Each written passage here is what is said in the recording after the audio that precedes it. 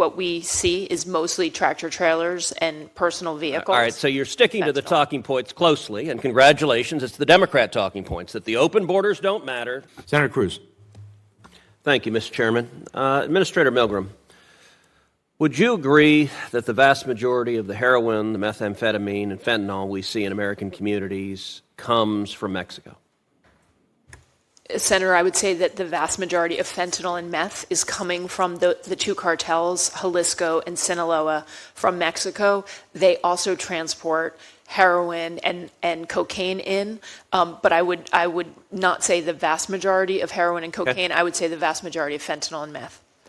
Would you also agree that the brave men and women working along the southern border and at our ports of entry, our Border Patrol and CBP officers, serve a critical role in interdicting drugs before they hit our streets? Senator, as I say often, the way at DEA, we are the only single mission federal law enforcement agency committed to narcotics and to stopping the global supply chain. We play offense, and so we're tracking these cartels worldwide and across our So is that a yes? We've got limited time. DHS's responsibility is to maintain the southern border and the ports of entry. Our investigations do tell us that the vast majority of fentanyl is coming in the ports of entry, two particularly in California and two in Arizona. So is that a yes, that you would agree that CBP officers, both on the southern border and the ports of entry, play a critical role in interdicting drugs? Yes, Senator. I believe it's a DHS responsibility, and it's a critical one. So if we decided to cut the number of Border Patrol agents dramatically, let's say in half, would you agree that would hurt our efforts to stop illegal drugs?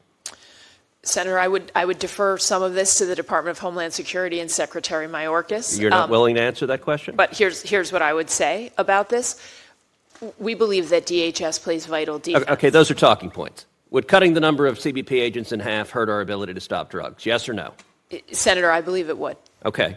That's effectively what's happened under the Biden administration. Because right now today, more than half of the CBP agents are engaged in housekeeping and chauffeurs and babysitting of the 5.5 million illegal aliens who have crossed the border. They're not on the border. They're not at the ports of entry. They are instead processing the highest rate of illegal immigration in history. Now, Democrat members of Congress have the remarkable claim that the open borders under Joe Biden has no impact on the record fentanyl and drugs that are flooding across our borders.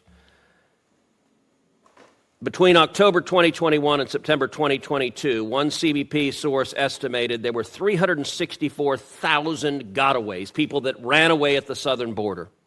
Another Border Patrol officials put the number of gotaways at 1.2 million.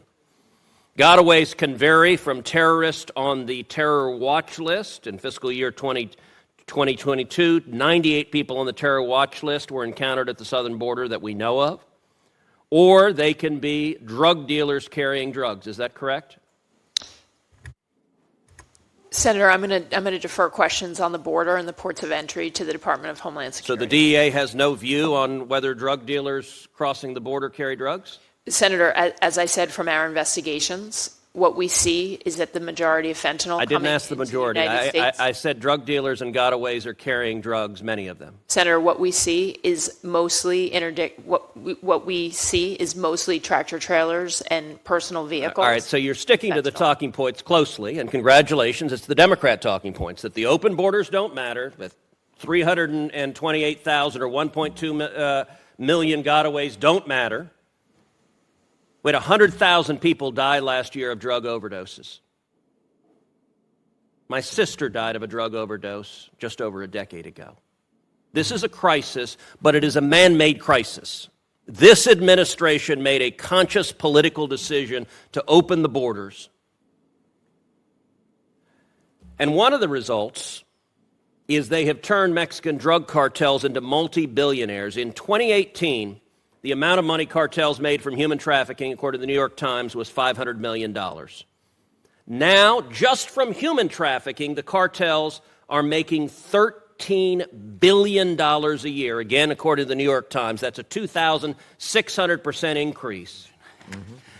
Administrator Milgram, The single best thing that happened to Mexican drug cartels in history was Joe Biden becoming president, opening the border, and making tens of billions of dollars for these vicious criminals. In your judgment, is it a good thing that these cartels now have tens of billions of dollars from human trafficking and drug trafficking?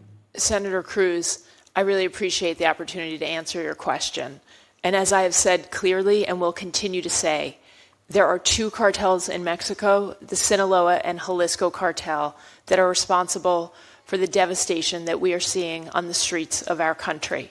It is our top operational priority to defeat those two cartels and to stop the fentanyl and methamphetamine that is flooding into our communities. Would you answer the question I asked? Is it a good thing for them to have tens of billions of dollars now that they didn't have? Senator, we are doing everything we can. Okay, you're refusing to answer the question. And it shouldn't be a hard question. Every amount of money, if I please, if I could finish.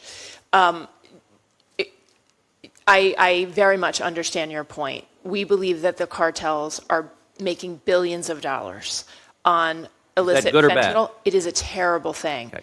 Thank you.